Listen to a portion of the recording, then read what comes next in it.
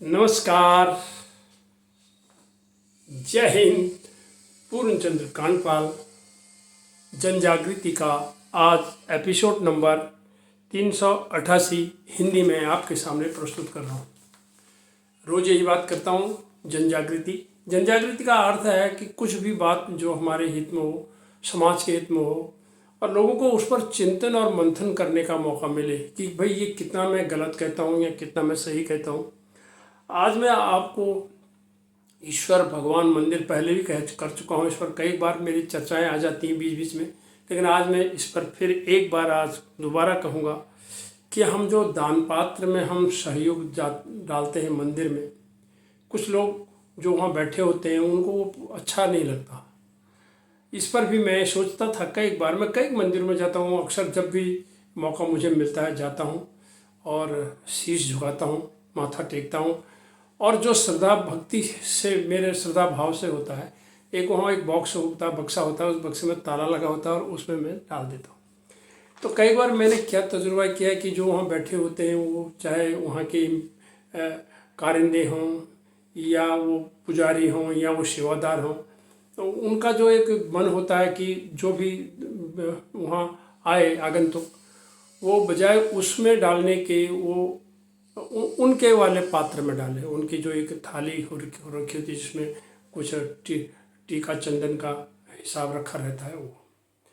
अब मेरे मन में ये बात आती है कि अच्छा, फिर उसमें हुआ क्या है कि जो व्यक्ति, मैं अक्सर देखता था कि जो व्यक्ति दान पात्र में डालते हैं उसके प्रति उनका रुख उतना मृदु नहीं रहता है, और जो उसमें डालने के बजाय उनकी थाली में डालते हैं तो उसमें उनका रुख मृदु होता है। उसको ठीक तरह से तिलक लगाया जाता है और मुस्कुराते हुए चेहरे से उनको यथा जो शब्द उनके लिए बोले भी जाते हैं।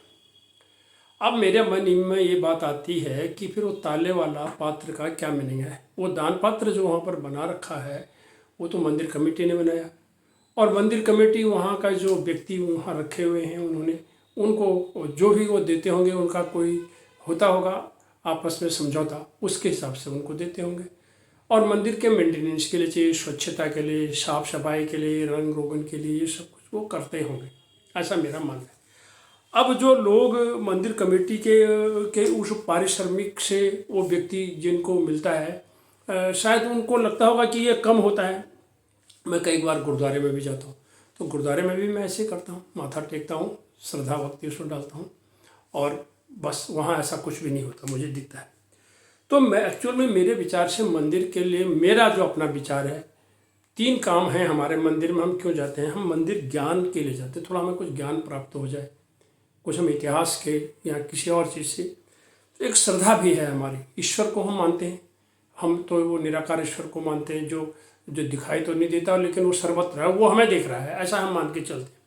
और तीसरा होता है, मंदिर एक मिलन का केंद्र होता है। उधर से एक और मित्र आया, उधर से एक मित्र आया, तो ये थी मतलब मिलन के लिए, श्रद्धा के लिए, और कुछ ज्ञान अगर मिल जाए, कोई 2-4 बात वहाँ अच्छी हो जाए। तो ईश्वर की जो प्रतिमा वहाँ पर लगी होती है वो एक प्रतीक होती है, एकाग्रता के लिए होती है, वो प्रतीक होती है। उदाहरण के लिए राम जी की है या कृष्ण जी की है, तो उस समय में ऐसा लगता है कि हाँ भाई, राम जी ने ये कहा था, कृष्ण जी ने ये कहा था, तो इन सब चीज़ों के लिए। अब कबीर जी तो ये कह के गए हैं सच्चाई में, तो उन्होंने यही कहा, मोह को कहाँ ढूंढे रे बंदे, मैं तो तेरे पास में। उन्होंने तो ये तक कह दिया कि ना मंदिर में, ना मस्जिद में, ना काबा कैलाश में, ना तीर्थ में, ना मूर्त में, ना एकांत निवास में, ना मैं जप में, ना मैं तप में, ना मैं व्रत उपवास में, और ना मैं क्रिया कर्म में रहता, ना जोग संन्यास में। खोजी होए तुरंत मिल जाऊं एक पल के विश्वास में, और मोह को कहाँ ढूंढे रे बंदे, मैं तो तेरे पास में। सच्चाई तो यही है, हमारे अंदर ईश्वर का वास है, हमारे मन में है, वो हमें अक्सर आगाह करता है क्या हम गलत कर रहे हैं, क्या हम सही कर रहे हैं। तो इन शब्दों के साथ हम मंदिर में हम जरूर जाएं, श्रद्धा भक्ति से दान पात्र में डालें, ताकि वो मंदिर कमेटी को भी मिले, और उनको जो वहाँ व्यक्ति बैठे हैं उनसे अगर आपका कोई अलग व्यक्तिगत काम करवाना है तो उनको उनके चार्जेस यानी उनकी फीस जो है उनको अलग से दी जाएगी। अब हम गीता को ले लेते हैं। गीता में तो स्पष्ट लिखा हुआ है इस बारे में कि पत्रं पुष्पं फलं तोयं यो मे भक्त्या प्रयच्छति और तदहम माँ भक्ते तदहम भक्तु अप्रहतम श्रामी परतात्मना। अर्थात भगवान को हम जो सहर्ष थोड़ा सा फल फूल पत्ता अर्पण करते हैं वो उसको वो स्वीकार करते हैं। तो मेरा सिर्फ इतना ही है कि मंदिर अध्यात्म के लिए है, शुचिता के लिए, सुकून की जगह है, जिसे कुछ लोगों ने अपने स्वार्थ के लिए धन प्राप्ति का भी केंद्र बना रखा है। कई जगह हम देखते हैं इतने का रेट है जी, यहाँ इतना रुपया लगेगा जी, अलग से VIP का गेट है जी। तो ये भी सब चीज़ें अगर आप देखा जाए तो ये किस्म से एक व्यापार जैसा हो जाता है, इसको हम कॉमर्शियल टाइप का हो जाता है। तो सीधे शब्दों में हम इतना ही कहना चाहिए, दान पात्र में ज़रूर दान डालें, मंदिर कमेटी को वो मिले ताकि वो उसका सुरक्षा हो, उसकी मेंटेनेंस हो, उसकी स्वच्छता हो, और ईश्वर को जो हम कल्पना हमारे मन में करते हैं कि वो जो एक सर्वत्र है, जो हमारे गायत्री मंत्र में भी उसी का अर्थ है कि ईश्वर तो सर्वशक्तिमान है और वो एक निराकार है। हम उससे प्रार्थना करते हैं कि हमारी बुद्धि को दुराचारों से छोड़कर सदाचारों में स्थिर करें। इन्हीं शब्दों के साथ नमस्कार।